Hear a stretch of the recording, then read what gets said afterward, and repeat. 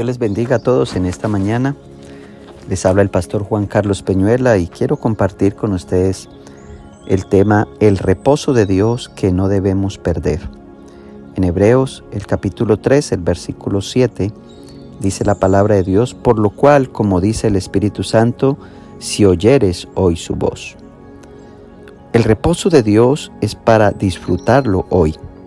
Esa palabra hoy en este pasaje significa tomar la decisión ahora, en el presente.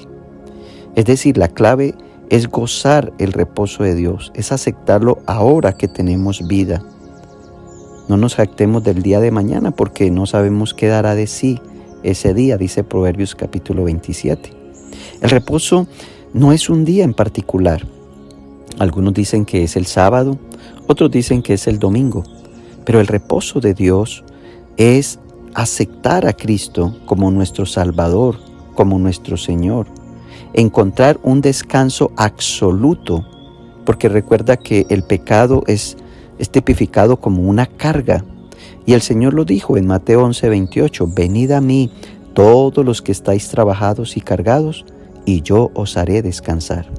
Ese es el reposo que necesitamos hoy tomar. El escritor a los Hebreos está enfatizando que el único que puede darnos descanso y reposo espiritualmente es el Señor Jesús. Desafortunadamente el ser humano deja todo para última hora. Y recuerde lo que dice allí el proverbista: acuérdate de tu Creador en los días de tu juventud, antes que vengan los días y lleguen los años en los cuales digas, ya no tengo en ellos contentamiento. Así que disfruta, hermano que me estás escuchando, disfruta hoy el reposo de Dios.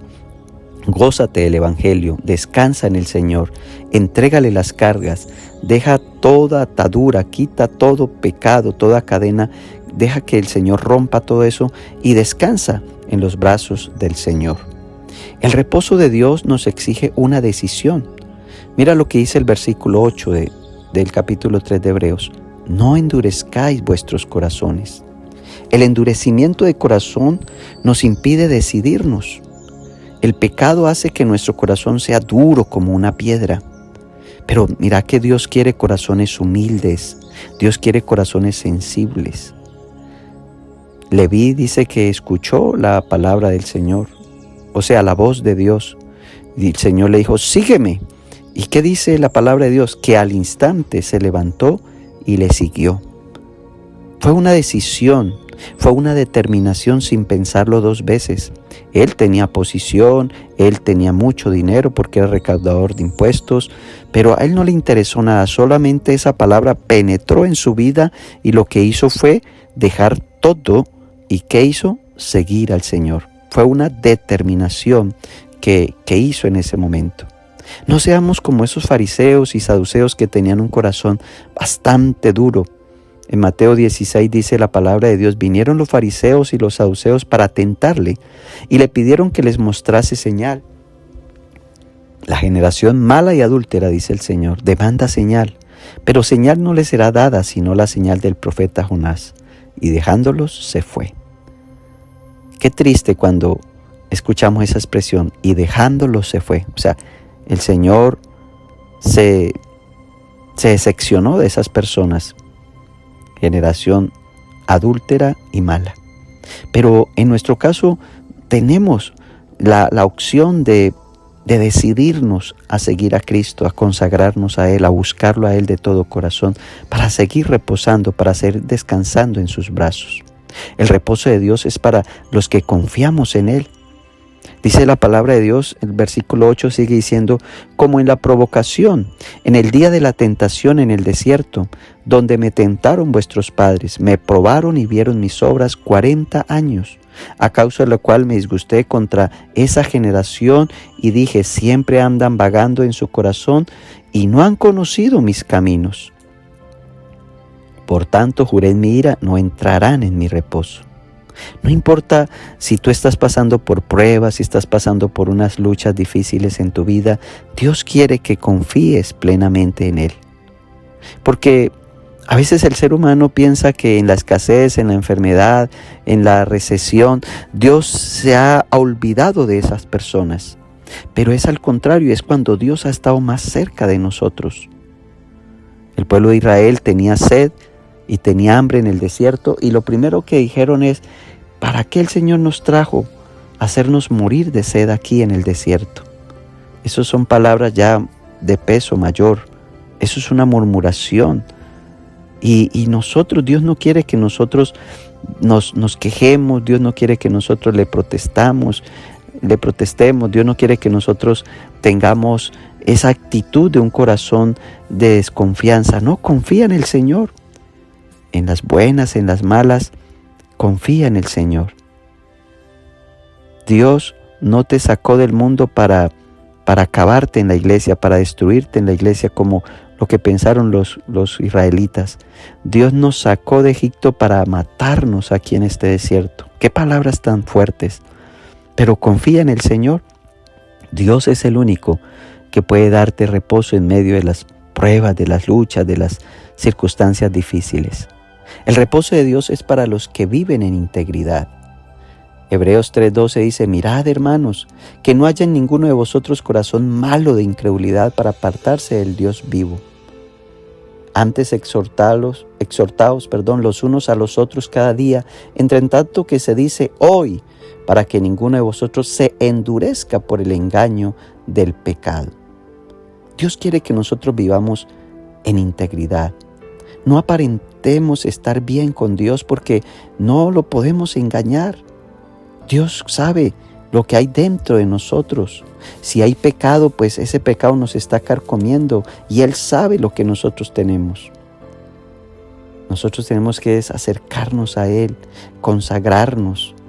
Nosotros lo que tenemos es que buscar al Señor, tener esa convicción de decir: Señor, voy a dejar estos malos hábitos, voy a dejar estos pensamientos, voy a dejar estas actitudes, voy a dejar estas mañas, estas palabras, voy a dejar esto que te desagrada y me voy a consagrar a ti, porque tú quieres un corazón íntegro, tú quieres un corazón transparente, cristalino. Así que recuerda siempre, Dios quiere que seamos hijos de Él, sin pecado, sin ataduras, sin esclavitudes, porque Dios nos ha dado libertad por medio de este reposo. El reposo de Dios debe ser anclado a nuestras vidas.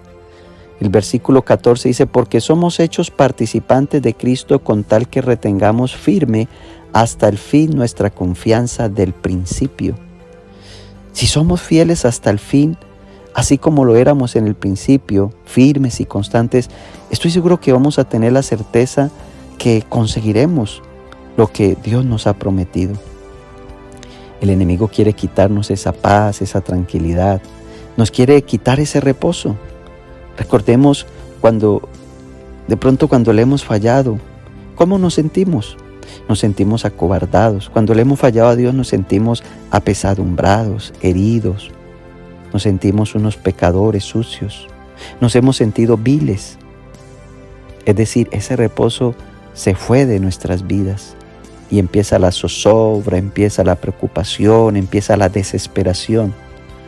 Eso sucede, no tenemos paz en el corazón, porque el pecado invadió nuestro corazón, nuestra vida. Por eso David con justa razón dijo: hazme oír gozo y alegría, no me eches de delante de ti y no quites de mí tu Santo Espíritu. Vuélveme el gozo de tu salvación y espíritu noble me sustente, y se recrearán los huesos que has abatido. Se recrearán los huesos que has abatido. Son palabras de una persona que está desesperada al saber que se le perdió algo muy importante y que teme que ya no vuelva a ese estado anterior en que estaba. Y es verdad, cuando nosotros le fallamos a Dios, como que ya tememos, ya nos da miedo. ¿Será que yo voy a volver a ese nivel donde yo estaba? Porque caí tal vez, porque le fallé al Señor. Pero nunca es tarde para volver otra vez a obtener ese reposo. Confía en el Señor. Dale ese reposo y ánclalo a tu vida. No lo dejes ir de tu vida, de tu alma. Porque si el pecado entra, no vas a tener nada, no vas a tener paz en tu corazón. El reposo de Dios es para que lo valores, El versículo 15 dice, entre tanto que se dice, si oyeres hoy su voz, no endurezcáis vuestros corazones como en la provocación. Hay una pregunta, el 16, ¿quiénes fueron los que habiendo oído le provocaron? ¿No fueron todos los que salieron de Egipto por mano de Moisés? ¿Y con quiénes estuvo él disgustado 40 años? ¿No fue con los que pecaron, cuyos cuerpos cayeron en el desierto? ¿Y a quiénes juró que no entrarían en su reposo sino a aquellos que desobedecieron?